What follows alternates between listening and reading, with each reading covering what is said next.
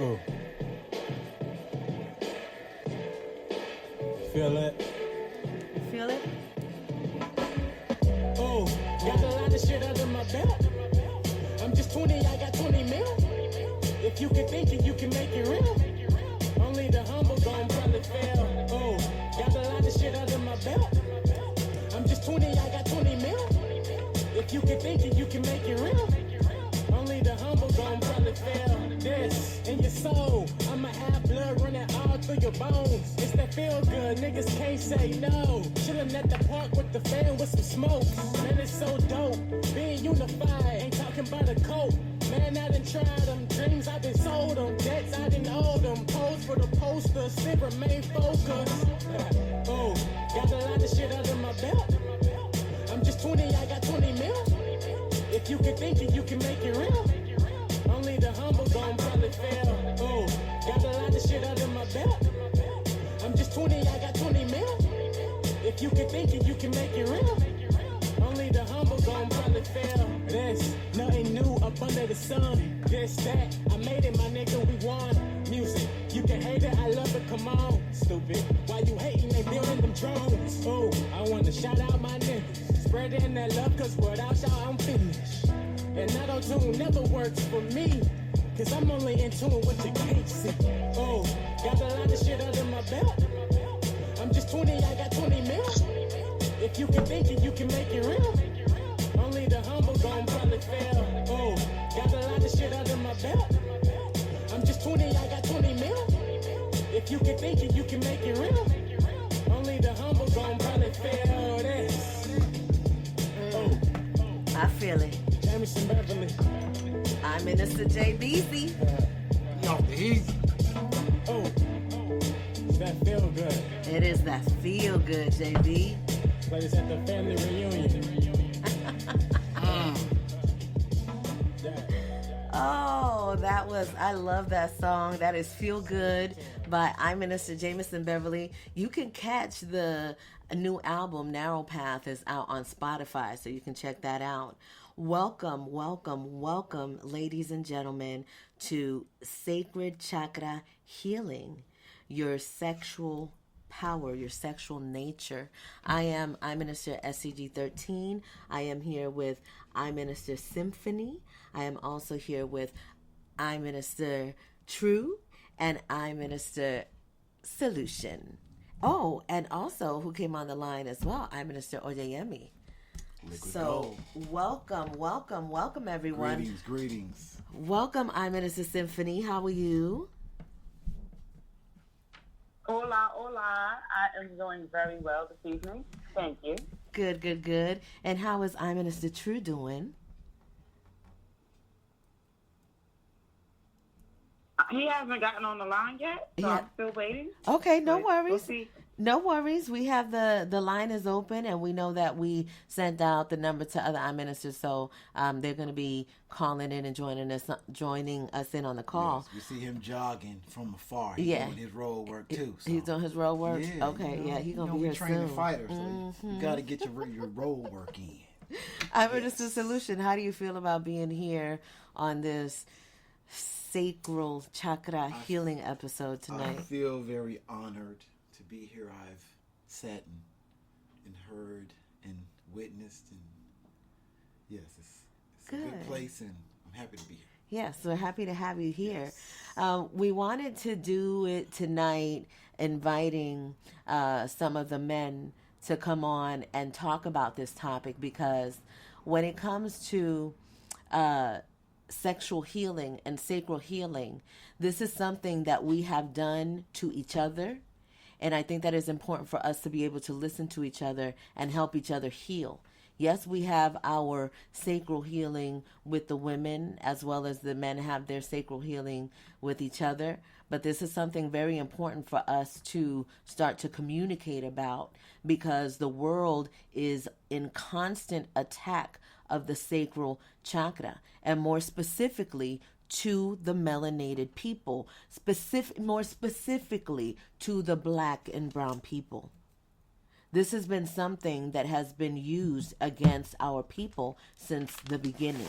since the beginning of their plan. This was like in the 1600s, right? This is when slavery was recorded to have started. So it was way before then, because this is just nature and how it is. And you know, when this energy of influence started to take over, the patriarchal energy started to take over. I mean, what's happening in the world right now is equivalent to, okay, so in the 1600s, right, they started all this, and the plan was in effect. So in the 1800s, I believe it was like 1837, that's when they started the media. That's when media started. And so when media started, it's equivalent to what the internet is for us today. You know what I'm saying? That makes sense. So it's the same kind of cycle, but now we have this information, and it has been turned up like 100 million notches. Right. You know, this sexual program that has been put out there within our people for a long time. Why? Because we are, you know, this is not about colorism. This is just about facts and science. And when you look at the richly melanated people, I'm not just talking about just, you know, your mixed culture. I'm talking about your pure melanin enriched people. It is a great power. Those are the first people. That is where everything came from, that darkness. And we were talking about darkness on the grand rising of the matriarch. Yes. That is where that people came from. Magnetic. Yes, it's drawing. Absolutely. I hadn't heard that one. Yeah. And that is known to be the most powerful substance in our existence. Melanin. Yeah. And so with that, when that came into play, the plan to make sure that the melanin did not come into power came to action, and it continued on ever since. And you look at the media today, and what do you see? You see people, every song is about sex and fucking and pussy and dick and skeeting and pound town and all of that stuff. Right? And okay, so in our times, and I know I'm gonna bring this to the board, we're gonna discuss this, but there was a time in our generation, in my generation, I was born in the 70s, so in my generation, it was Lil' Kim, it was Foxy Brown, it was, you know, but still it was radio. It was My Neck and My Back.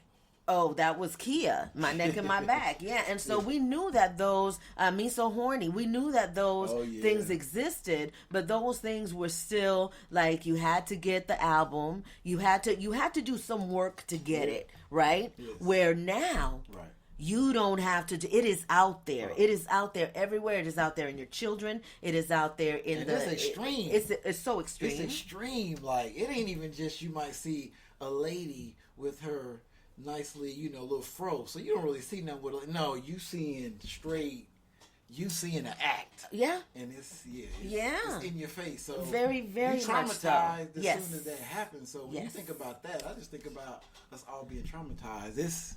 It goes real deep. And the trauma is 100% real. So the question today is, how has, and we have people on the panel from the 70s era, the 80s era, do we have the 60s era, I believe? And so we have a wide gamut to kind of pull from. These are those, you know, those taboo conversations that we weren't supposed to have. This is it. This is what we're doing now. Every single Saturday, we're getting together and we're having these conversations. And today's question is, how did your sexual experience, how has it affected your parenting? And even if you're not a parent yet, how is it affecting your way, or the way that you think, that you believe you're going to parent your children because of your sexual experience? And I'm not going to go first. So I'm going to go ahead and yield the floor and yield it to Minister Symphony from Mother of Pearls Ministry. And I yield the mic.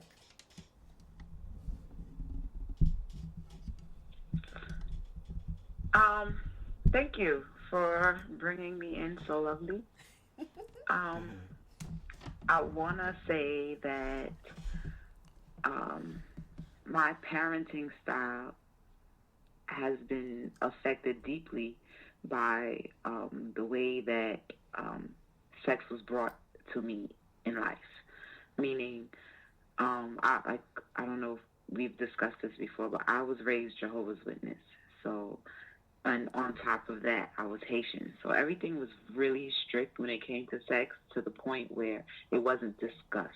It wasn't something that was openly looked into or delved into as part of an educative experience. It was always looked at as something shameful or something not to be, almost as if it was non existent up until you were married. And then when you're married, and then now, okay, where's my grandbabies? So it was just like, it went from one extreme of not engaging at all to expecting grandkids after marriage. So it affected how I parent because it made me shelter my children more so than the same way that I was sheltered, only because I was sheltered to the extreme. So then when I was of age, I was like out there. And then to go from out there to having children and understanding the nuances in between those extremes is what led me to raising my children in a more sheltered way. So I believe that my experiences made me look at sex in a more, I guess, in a dirty way. And it forced me to, not forced me, but it just made it a little bit difficult to be able to speak to my children about certain topics, because clearly, like, it's in the air, like Right. everywhere they go, it's there. So for my oldest, I didn't allow her to take sex ed in school, only because of the direction I felt that the agenda was going. But I also feel like I didn't sit down and give her the proper sex ed that she needed. So I feel like I allowed a generational trauma to continue with my oldest. But with my youngest now, I'm more open to how I speak to her about certain things. And I see how being sheltered can lead to her wanting to run to the extreme. So for me, it was just really trial and error. Like, I have 5 children. So the oldest one was really like the experiment. And as I went along, I was able to it was with more ease that I was able to approach the subject. But it's still a touchy subject because I have both boys and girls. And society treats men and women differently as far as sexual experiences.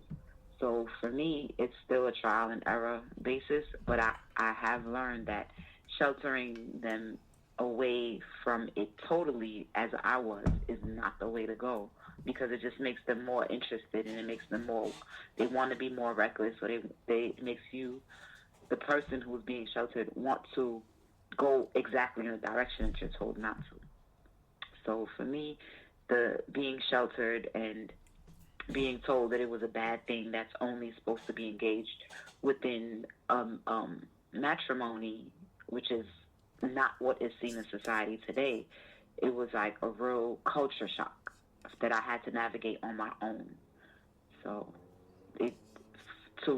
to raise my children not in the same way that I was, I strive to continue to educate and re-educate myself in that era, in that field, so that I can walk with them, so it wouldn't be as traumatic as it was for me. So okay, so I know the age gap with your children.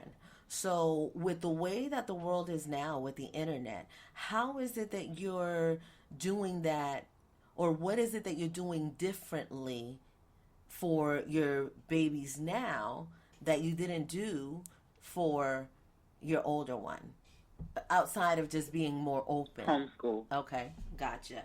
Oh, let me hold on. Let me go on and give you a round of applause for that. You can't hear it in the studio, but they can hear it out there. Absolutely. Yes. Homeschooling is so important. It is so important because that's where, when they're out of your sight and now they're part of the world, not just the world, but the public world. The public world. Right. Much respect to you in that. And that's regard. what with my first, you know, she had to, like I said, I pulled her out of the sex ed classes thinking that, you know, I would be able to help her steer away from their agenda, which she didn't really run towards, but she also had to learn by trial and error, which she's still doing now. She's only 20. So it's something that I feel that during those developmental stages, had I taken my time with her to explain to her the importance of her temple, then maybe I would have had a different outcome. But I feel like homeschooling is the first step to allowing my children in their developmental stage now to be able to stand strong in their opinions about whatever it is.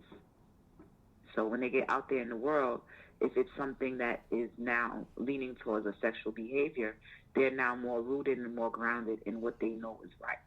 Mm-hmm. So for me, I think that's just one step in that direction. Good. But I do believe that the way that I was raised had a major impact on my, as far as that topic, you know, just the whole topic in itself. It bared it was a really tough cross to bear, to go out into the world and see things were not received the same way. Indeed. Thank you. I'm Minister Solution. You're a man. You are the father of a woman child. We talked about how in society, Minister Symphony was talking about how in society it's different for men. It's different for men and women. So your experience, how did your experience affect the way that you parented your girl child? Well, I guess to say, when I think about my experience, as you're aware, my experience was an exhibition, I would say, of extremes. You know, Pops was definitely more of the free way, and Mom's was more of the church reserved way. So I would say in that, I believe that I definitely saw I had some balance. Yeah. And in that, it's interesting that it's just coming to me that I did have that type of balance, and it did. I say I still believe that the reserve side is still more of what is exhibited from me, and I guess that goes back to me being in the care of that energy more than the other. I don't know if I answered the question. So how did that affect raising like our for daughter? Example, did you have different views for her in terms of her, you know, she's a 24-year-old woman now, but did you have expectations of her, and was it comfortable for you to have conversations with her in regards to sex and, you know, that whole experience? No. That was left up to you. That's what happened. I'm like, what she even asking me this? What she talking about? I'm was just for clear. I know, Okay. but I wanna. I Yes. want that clarity because okay. it is important, and that was something that in our relationship it was just really quite organic. That she's the little goddess, and I had that. I took care of that. Right. But in regards to your expectations of her, were there any expectations that you had of her more so than we know that Lucas is a unique situation, but in terms of Lucas, did you have a different expectation of her for being a woman? I can't say that I feel like maybe that comes with the balance. I can't say I didn't want to see her in elementary school or something, like doing something real freaky. No, I'm not. No, but I would say in thinking about her, I was definitely realistic, and I felt like you sharing and conversing with her, she was going to have the proper means to navigate. Okay. So I can't say I felt any, nervousness or anything like that in regards to that. No, and I didn't have any expectations. Just I felt like she was going to be organic. And I asked that question too because in my upbringing, like my father, my dad, talk or even consider even that conversation in the slightest, or never ever, not ever in the world.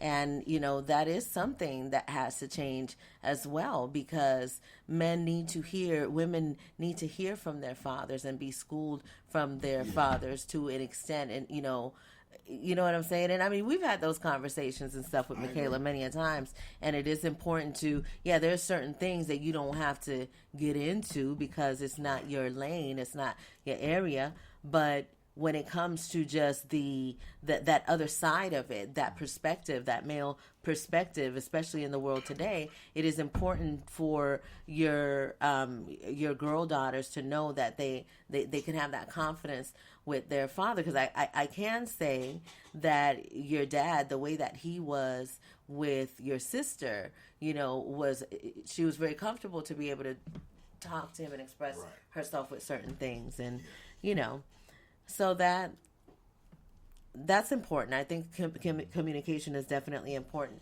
We have other people on the panel that have been coming in, and I'm not aware of everyone that's calling in. So I just want to let you know that we're going to get to you. We are definitely going to get to you, but we're going to go ahead and continue on with the people that we have on the panel right now. So I want to ask Minister Oyeyemi, since she is in a different, she's a grandmother. Yeah. So how did your sexual experience affect the way that you parented your children? Well, I was a child of sexual molestation, so I have raised two sons. So I always talked to them about people touching them. So I made sure that they understood and understood that that's not something that's supposed to happen. But I also told them that when they were ready to be sexually active, talk to me. Well, quite naturally. No, not me. They talked to my brothers. And how I knew one of my oldest was sexually active is because I found some rubbers. But I didn't say anything to him because I asked my brother and said, did you talk to my son about rubbers? Yeah, he came to me and I told him what to do. So I kept that door open because it wasn't open for me. My mother didn't talk to us about sex. Well, my mother I was born in 58, and my mother was 30 years older than me, so it was 18 of us. So, she didn't talk to us about that. So actually, because of my sexual molestation, I was promiscuous. But I talked to my children about it. And I even talked to my granddaughters, and I explained to them about what their body was, what their body would go through. And when you have sexual intercourse with someone, that's something that's sacred. Now, whether they followed it or not, I don't know, but I did leave that door open. That's a wonderful thing. I just want to say that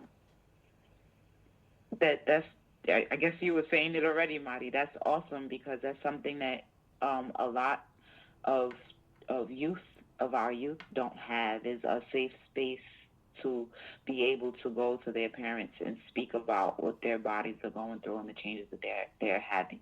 So I commend you for that because I wish someone would have done it for me. And it makes it easier for me to do it with mine. So thank you.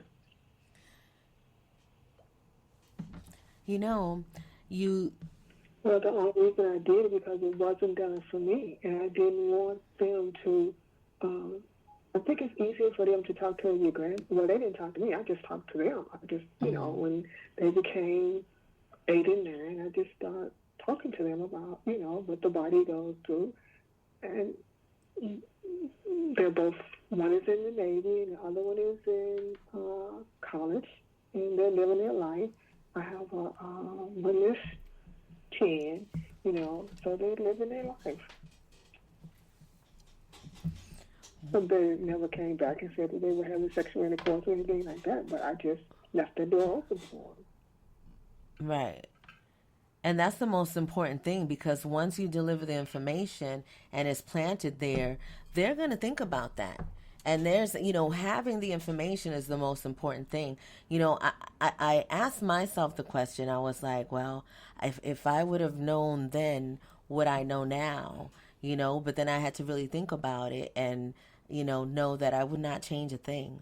This experience that I've had through this process, it's like I wouldn't trade anything for it to know and be aware through this process of healing and going to the darkness and, having those difficult conversations. It is difficult to have the taboo conversations, and one thing that I wanted to express in your story of sexual abuse, when we are people that have suffered sexual abuse, it is so important not to project our abuse on our offspring.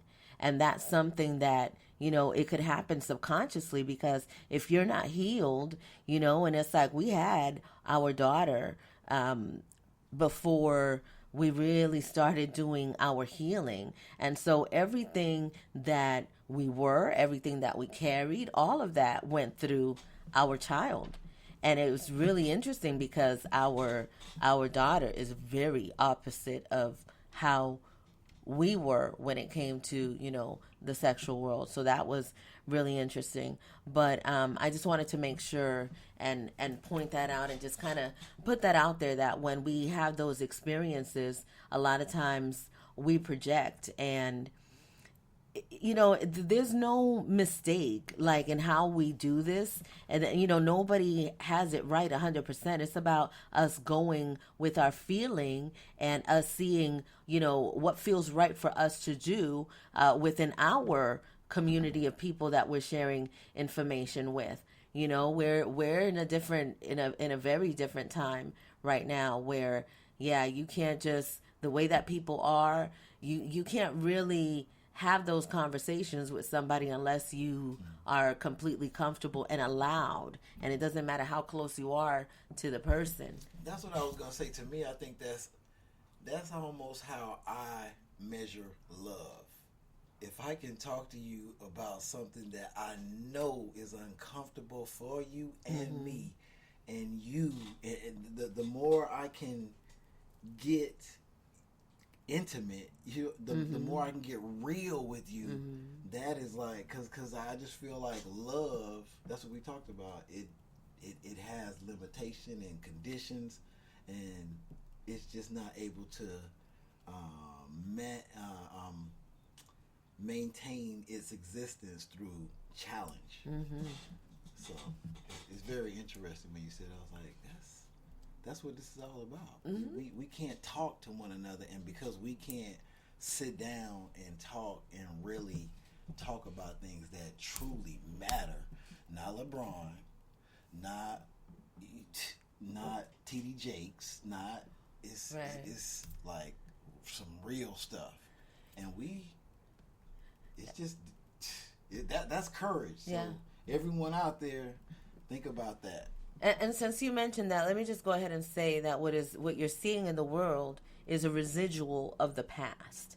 So looking at it, talking about it, gossiping about it, that's not really helping anyone. It really is about going in. Today's question is, how has your sexual experience affected your parenting or your idea of parenting if you have not had any children at this time? I want to go to area code 442. If you would like to answer the question. That's Big 5-1, I believe. Oh, is that I'm Minister Big 5-1? Oh, I think so. I hope he's not at the chainsaw. Coming in his Big 5-1 spaceship. Uh-oh. That's me. He sound good. You hear me all right? You sound great. Yes. Am I bringing the funk, or is it clear? It's clear. UHD. UHD right now. Yes. What? I cannot believe it. Yes. Good evening, everybody. Good Good evening. Yes. Okay. So how was I'm Minister Big 5-1? How has your and let me just say this for anyone who is not aware, but I'm Minister Big 5-1 is an athlete. He is an athlete, and so, athletes, young men athletes, these young black men that are athletes have a very profound experience when it comes to sexual activity in the world. That's just what it is. They're revered. Yeah, absolutely. So what has your experience, how has that affected your parenting?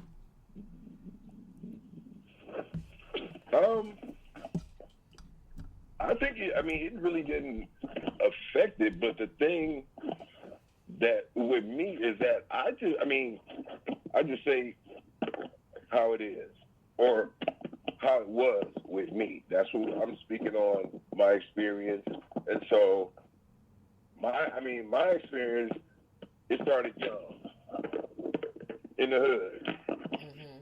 Right. So, it was almost like the let's play house type deal. Yes. But it was more like my babysitter. Mm.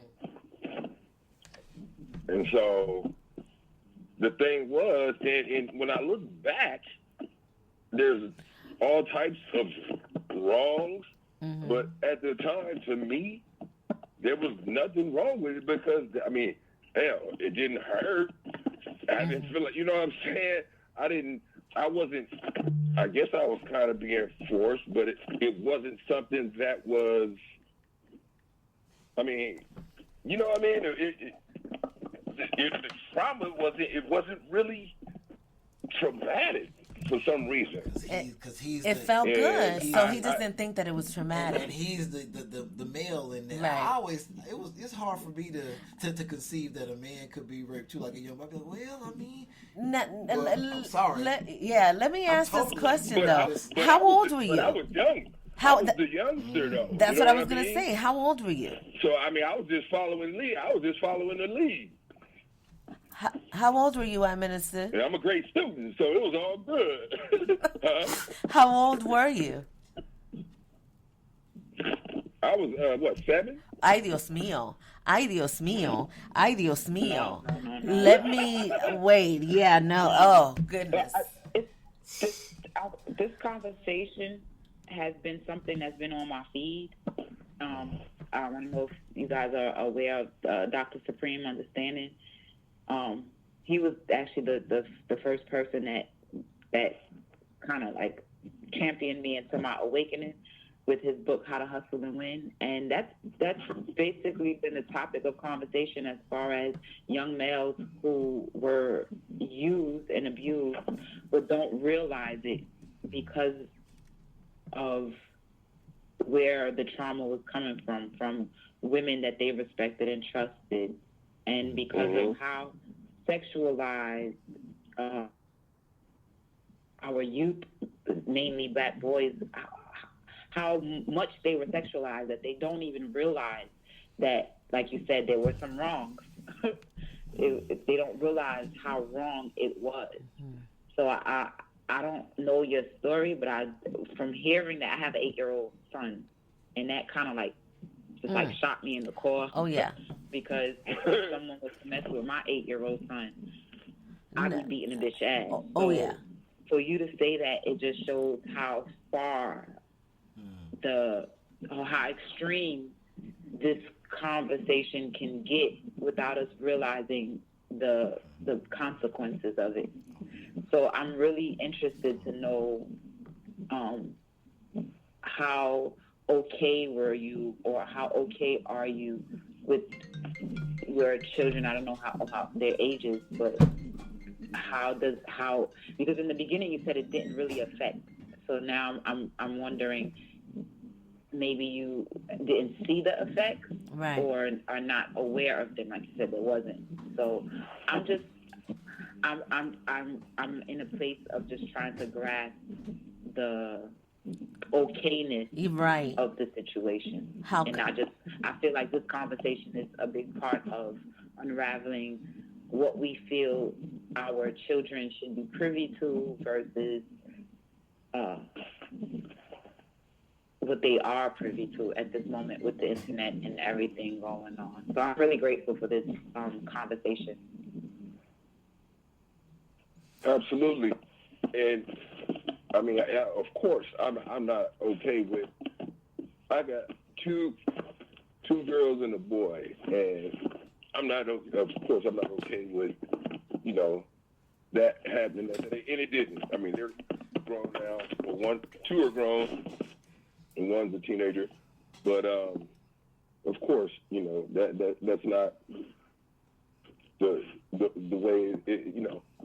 Do you think it allowed you to be more relaxed towards that topic with them? Oh, absolutely. Absolutely, yes. Okay.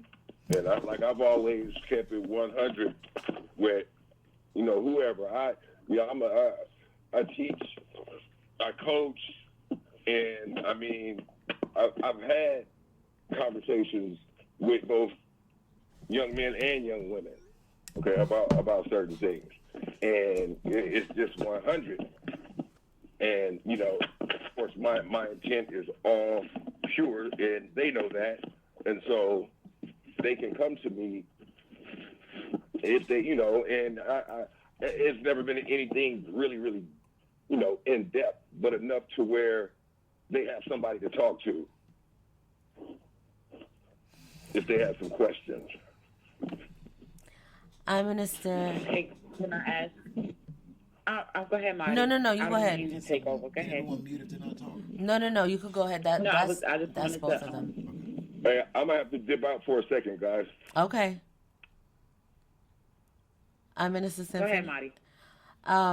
I was just, and I know that he's going to check this back out, but I am offering I'm Minister Big 5-1. My private services. We have to have a talk. We're going to have a talk, and we're going to do some healing with that, because men, so many men are coming out now sharing this about themselves, and for so long we have completely ignored the abuse that has been happening in the men. We have spent so much time blaming the men for the abuse that's happening to the women that we're not recognizing where it stems from and where it started from and how it continues. Because let me tell you that in my experience, I got abused by both men and women. And the woman sexual abuse is a psychological abuse that will have you ripped for the rest of your life. Because the manipulation that happens in that space, and especially at being a woman as well, and feeling comfortable and feeling a sense of that nurturing. And so when that betrayal happens, especially at such a young age, it changes everything in your life. And I recently discovered, and I talked about this on the podcast last week, that I thought that my sexual abuse happened at the age of 8. And it really happened at the age of 5. And I kept asking because I was so struck by learning that information that I was like, well, why? I mean, it's only 3 years different. Then why? I just thought, okay, 5, 8. And why did I think I was more mature at 8? But then the information that I got later, the confirmation that I got as to why it struck me so hard, because a child before the age of 7, when you get them and you sexually abuse them, that imprints. Like in the hard drive of a Yes, computer. exactly. Exactly. And for me, it was just really a testament of the occurrences that happened in my life thereafter and why it was so strong. I kept calling sexually abusive experiences all the way up to when I was in my 40s, and I'm just in my 50s now. So this is something that, you think that you're good. And especially, I could imagine being a man, you really think you're good because men are taught to be like, you better get over that shit. You a man. Yes. So he did share the text. He was like, well, you feel free to use this because he didn't think he was going to call in. And when it's interesting because I was reading it and I was like, wow. He was sharing, his experience, Okay. and you could tell that he was going back and forth with it as he was telling me. You know what I mean? And it's like he he was said, reliving that feel free. Yeah, experience. he said, feel free to share. I'm so grateful. I I'm was like, so whoa. grateful. I'm so grateful for I Minister Big 51. This is huge, and I'm gonna share the email, the note, the text. He said you could share. And this is from I Minister Big 51. So I was introduced by my babysitter. She was 12. I was 7. It never seemed like anything wrong or bad was going on. I guess because there was no pain involved. We were in the hood, though, and grew up faster than normal. It was, I guess, technically rape, but for me, it was a food hood lesson in sex. Not sure if it has any serious bad effects. It's funny though, because I've always had a good chemistry with older women. You can use this if you want to, bro. Okay. So thank you so much for the clarification. And I will say that in this case, you absolutely both were. She was a child as well. 12 years old. She was mimicking. She was doing what was done for her. And she was, she was, I had that experience too in my hood with the so-called cousins and the neighborhood kids and stuff. These are the things that happen. I was too scared to play doctor. I was, man. I used to see it going on. I used to know that it was going on over there, but I was like, man, I'm gonna get in trouble, man. I can't do that. Yeah, the thing about it is is that we talk about the hood, and this is very important because in the hood is who's most affected by this trauma, by this sickness. Absolutely.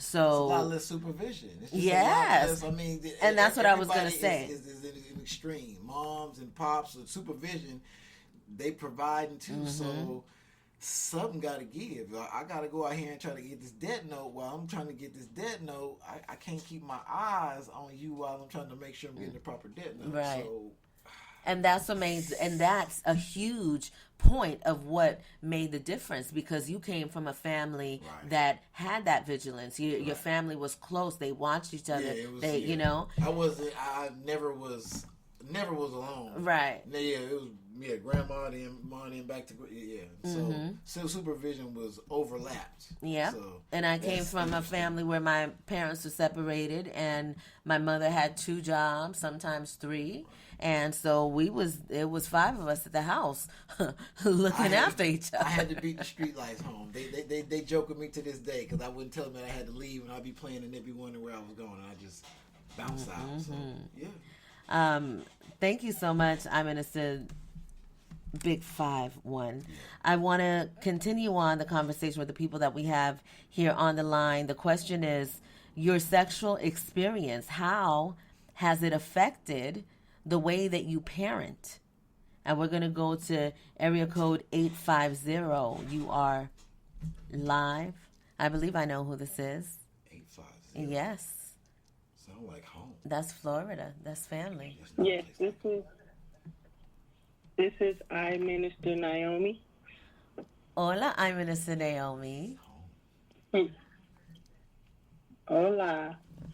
So I would like to start off by saying I was essayed by a woman, and shortly after that, I was raped by my aunt's boyfriend, and at the age of 10.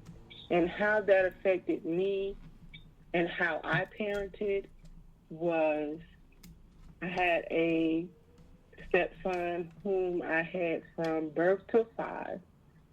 He's passed away at 8.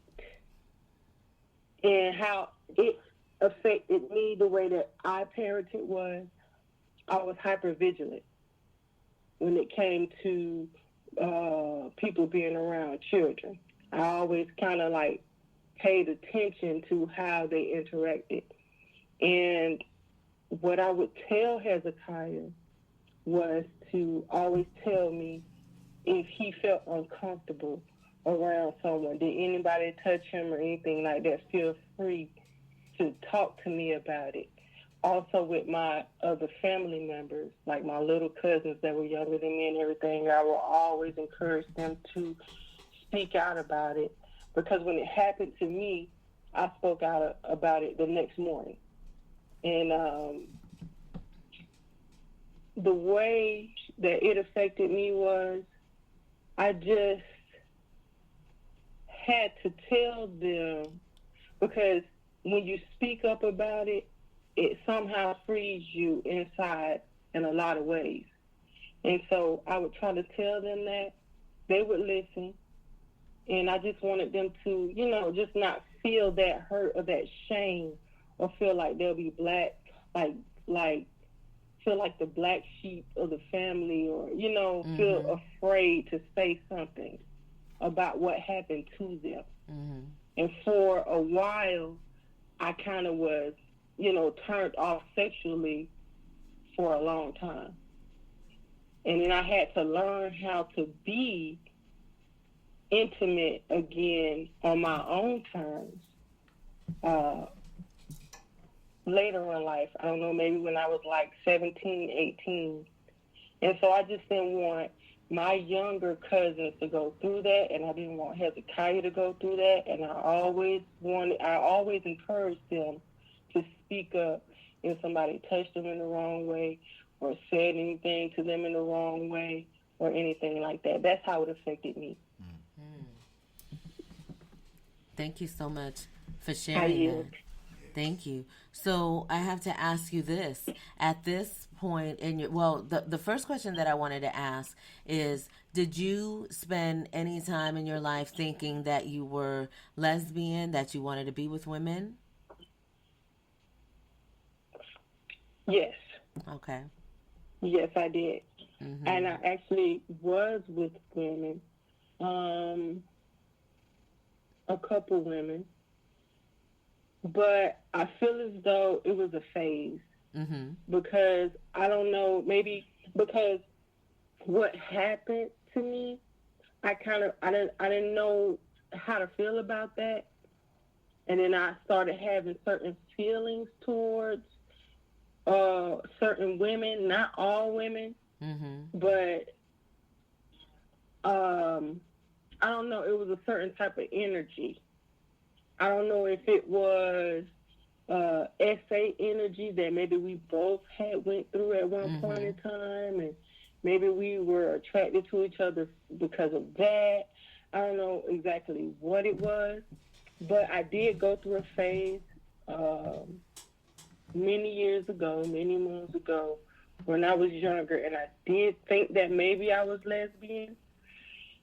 But the older I got, the more wisdom and understanding and clarity and self-love that I gained for myself, then I realized that, lesbianism wasn't really for me. It was just, I don't know, maybe something out of trauma, hurt that I was dealing with. I don't know, some type of perversion or something. But yeah, no, I don't feel that way anymore.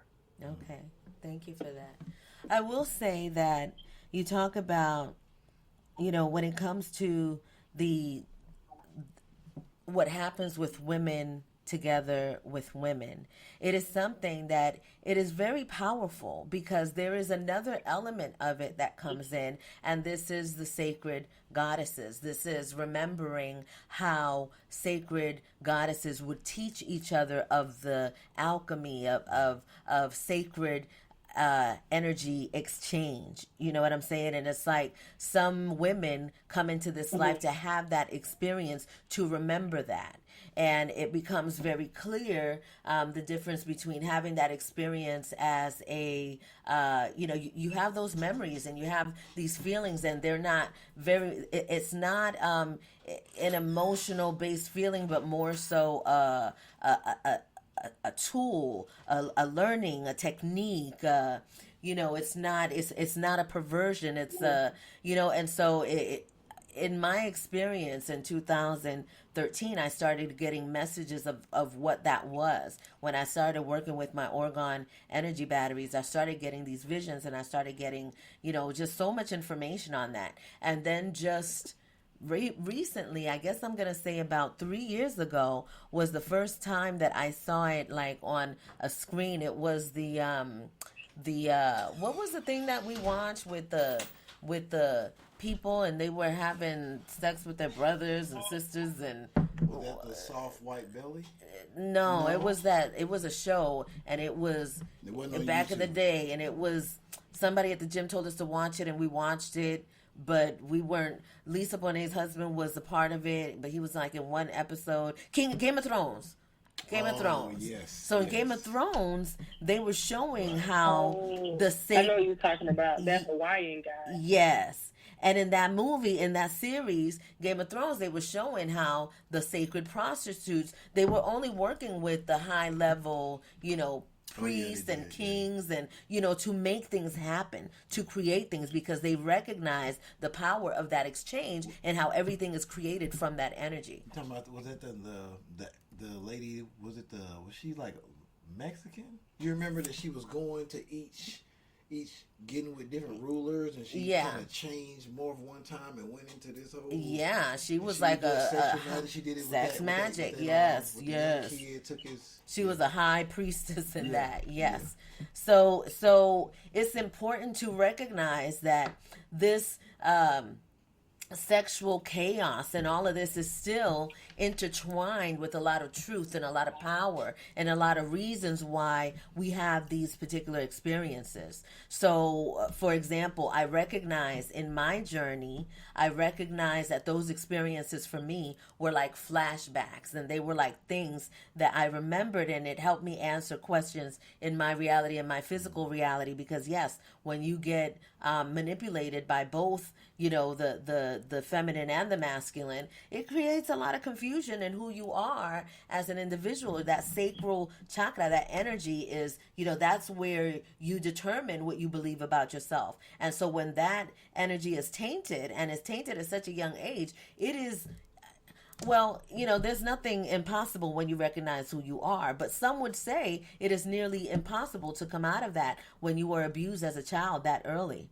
So, these things, it's important to have these discussions and to be able to this is not being against LGBTQ, against lesbianism, and against none of that. All of that has been a product of everything that we have created. So now we're, unraveling, and we're dissecting, and we're seeing, what it is, so that we can go on our way and do what we need to do for ourselves, independently. At the end of the day, those are just labels and titles. We're looking at the energy and talking about transforming that and detoxing that, and that's what it is.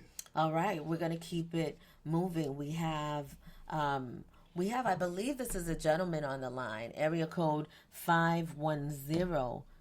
Please tell us who you are and where. That's the Bay Area. That's the Bay Area. That's a yay. I don't know. I'm not gonna say it.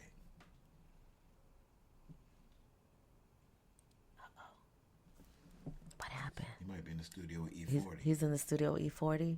That's Yeah. He got his headphones on over there. He's probably in the. Is he on mute? He in the booth probably. That's what it is. I was thinking that it was my man, Raphael. That's what I was thinking it was. Because he been blowing me up. That's why I probably thought that it was too. Well, but maybe he's unavailable to speak, and that is okay. We're talking about how your sexual experience has affected your parenting.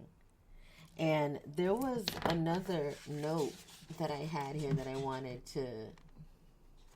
This is something that I wanted, okay, because we have just about 5 minutes left, and I want to continue this conversation. There's so much to say about it, and you know what I got from this evening is how important it is for us to. It was confirmation Big for Five me. One blew it open. He blew it open, and he confirmed that inviting the men to this discussion is important. That's how he was on the field. He used to tear up. He just break everything up. People just get broken up. That's what happened. He just once he get there, everything just get blown up.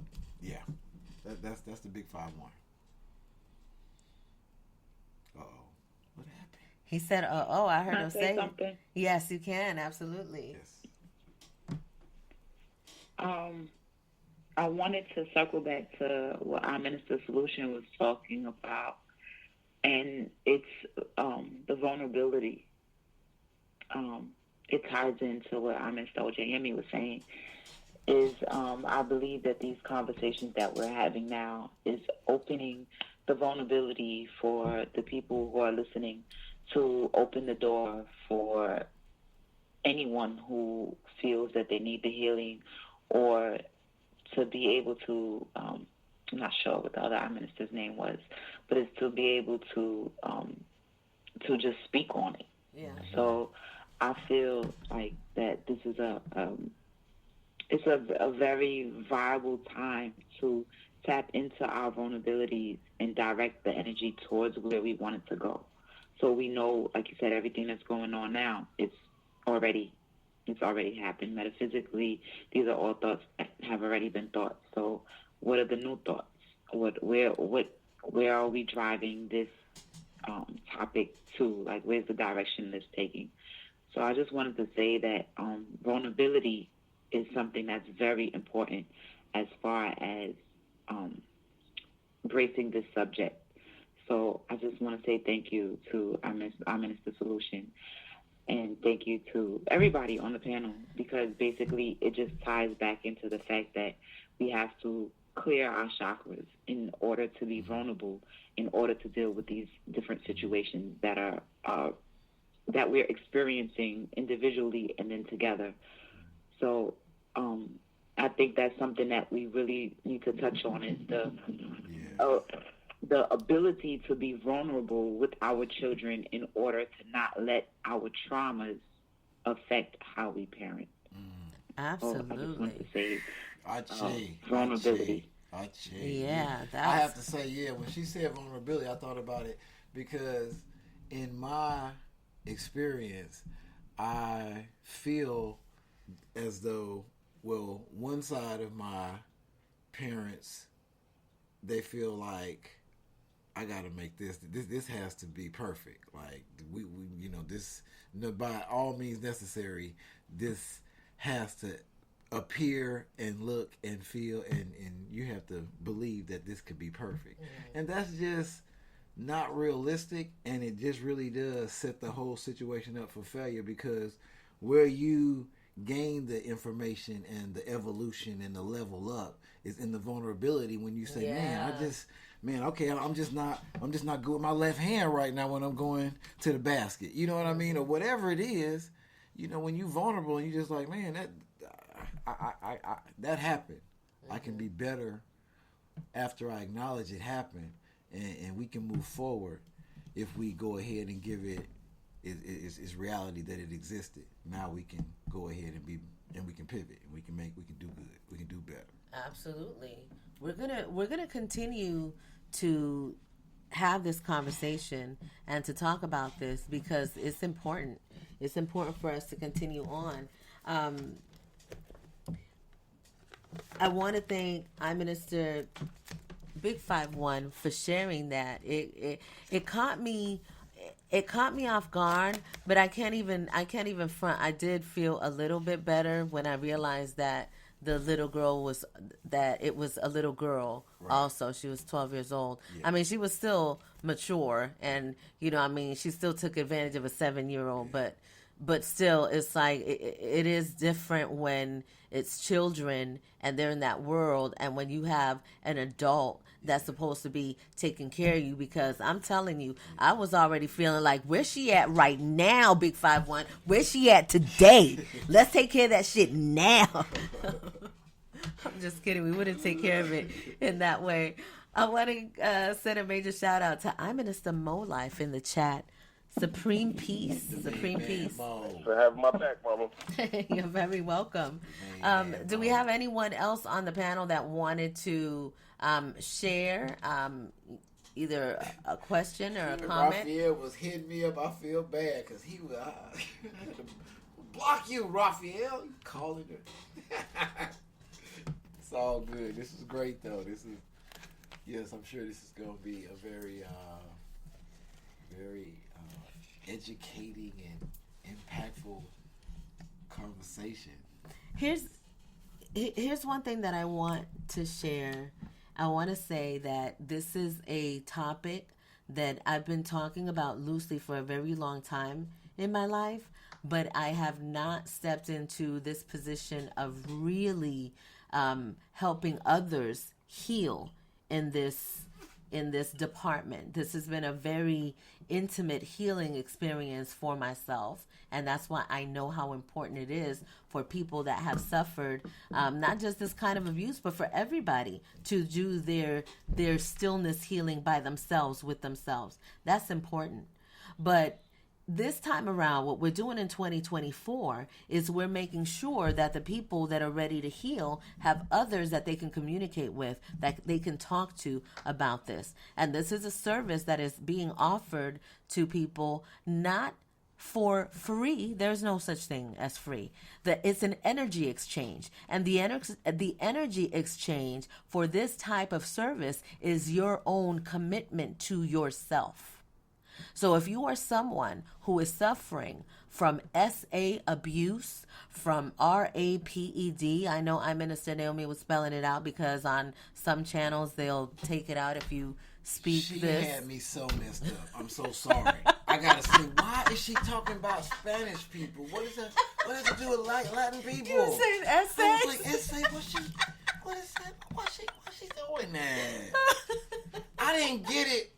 I felt so stupid. I said, I ain't saying nothing. Why she saying that? She was protecting us. She was protecting us from being banned from different platforms. Okay. But I will say that we are on Spotify, and we are at mastervibration13.com, where the content is going to stay here. So even if we were, and I guess we do run the risk of getting, shut down on YouTube, whatever. That's an account that we've had since 2010. But look, we came here to do this. I came here to do this. And so I'm saying that I have, and those of you that know me know that we've been doing this for a minute. We are fully committed to this sacral sexual healing. There is nothing more important than healing the energy in this system, in this chakra. There really isn't. Because sexual energy is everything. Everything is created from sexual energy. So if you want to heal, yes, you have to meditate. That's like number one. But your next step in Master Vibration 13, after you meditate, you got to get down to the root, and you got to get down to that sacral energy. So you have to do a chakra cleanse. And here at Master Vibration 13, we have self-healing practitioners that will guide you one-on-one through that service. If it is a service that you need and you are not able to afford that in stale dead nodes, greenback garbage, then what you do is with pictures of clear men, you're able to do an exchange, as infinionaires, we honor the people and we recognize that we are the money. So there's something that you have, something that you could do. Gold and silver are a great exchange. There's other things that you could do. You got to be creative because, there is no free. Everything is an exchange. And so those that are ready to do that healing, we're ready to do that work with you. But we're not holding your hand and trying to make you do something that you're not ready to do. So if you're ready to do it, you're going to feel it, you're going to know it, and you're going to get whatever needs to be gotten so that you can have the service that needs to be provided for you. So you just got to make up your mind and do it. Ain't nothing to it but to do it. Ain't nothing to it but to do it. Ain't nothing to it but to do it. We've gone a little bit over, but this is a very important topic. And those of you that are listening, please feel free to spread the word because ain't no stopping us now. We're going on to the moon with this one. So next week, we're going to continue this topic and we're going to continue just having these discussions. Maybe Raphael gonna show up. I don't know. Maybe he will show up. Maybe a lot more people will show up who want to discuss this. But everybody that was here was supposed to be here. Absolutely. Here. I love it. I like to yield the floor because I got this feeling that someone wants to say something that didn't get a chance to express. There's something that you want to express and you didn't get a chance to express it. I want you to know that I feel it. So I'm yielding the floor so that you could say what you got to say. You're welcome.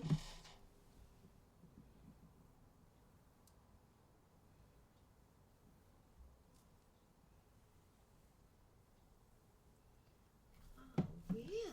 I don't like crunchy peanut butter. How about that? What does that mean?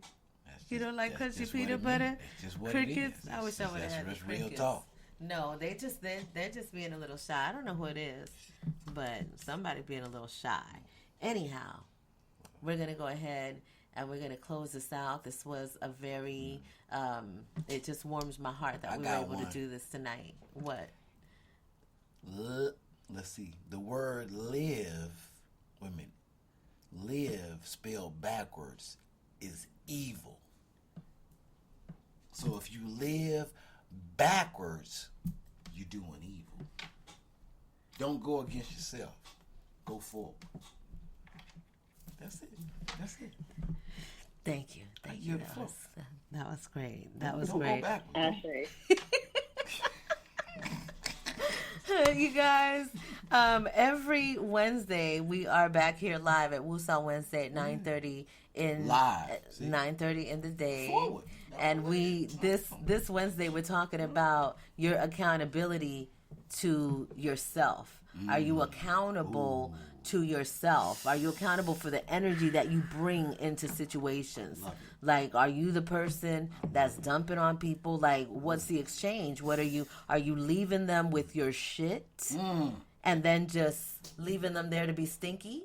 Or are you helping them? Are you transforming? Are you guys doing an exchange where it's a beneficial conversation, where there is reciprocation? Because in our communities, we have, people that think, oh, you my friend. You my friend? What is a friend? That means you're supposed to listen to me. You're supposed to hold my hair up when I throw up. You're supposed to beat people up with me. You're supposed to listen to my problems. And you're supposed to help me solve them when I got... Some people think you're supposed to do exactly what I do, so they want to make a carbon copy. Yeah.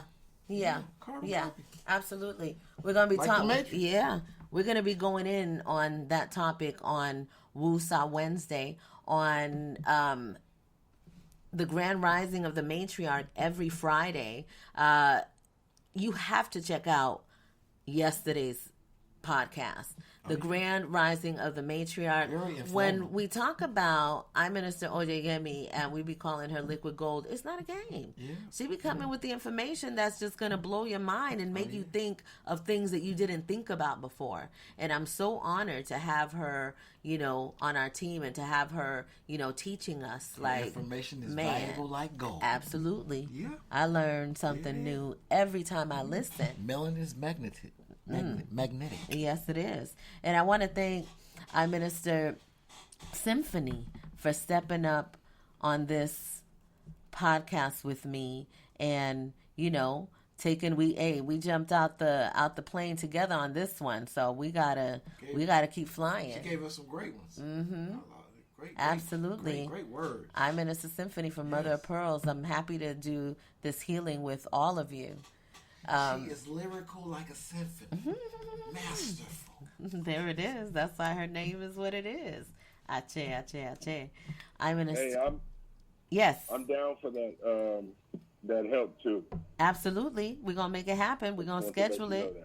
As soon as you're ready, we're going to do this work. I love you. Yes. All right. Everybody have a good night. Have a good night, Big 5-1. I love it. Healing is mandatory. I appreciate you. Absolutely. Same here. Ache. All right. I'm Minister Solution. Yes. Do you have anything that you want to add before we close it out today? Nope. I'm just going to get tongue-tied right now because you put me on the spot. I know. I keep doing that. Close it. Well, could we close it with some feel-good music? Yes. What we're doing also, last week, we started Music Monday. We're bringing it, and we're working on bringing it every day of the week. But, we're taking our time. We're taking it slow. However, Music Monday is in effect, and it's already started. So last week we started playing some music because we were testing the Yeti, and the Yeti sounds nice. So independent artists is all we could play. I'm Minister Jameson Beverly is one of the best in the game of independent artists. He has taken his power, and he's doing magnificent. We haven't confirmed it, but we plan on sharing his story this Monday on Music Monday. So you guys could tune in live for that. We'll let you know what time it is. Thank you all so much for being here tonight. Ache, gracias. If you thinking you can make it real, only the humble gon' probably fail. This in your soul, I'ma have blood running all through your bones. It's that feel good, niggas can't say no. Chillin' at the park with the fan with some smoke. Man, it's so dope, being unified. Ain't talking about a coat. Man, I done tried them dreams, I been sold them. Debts, I done owed them. Pose for the poster, still remain focused. Oh, got a lot of shit under my belt. I'm just 20, I got 20 mil. If you can think it, you can make it real. Only the humble gon' probably fail. Oh, got a lot of shit under my belt. I'm just 20, I got 20 mil. If you can think it, you can make it real. Only the humble gon' probably fail. There's nothing new up under the sun. This, that, I made it, my nigga, we won. Music, you can hate it, I love it, come on. Stupid, why you hating, they building them drones. Oh, I wanna shout out my niggas. Spreading that love, cause without y'all, I'm finished. And auto-tune never works for me, cause I'm only in tune with your can't see. Oh, got a lot of shit under my belt. I'm just 20, I got 20 mil. If you can think it, you can make it real. Only the humble gon' probably fail. Oh, got a lot of shit under my belt. I'm just 20, I got 20 mil. If you can think it, you can make it real. Only the humble gon' probably fail. This. Oh, Jamison Beverly.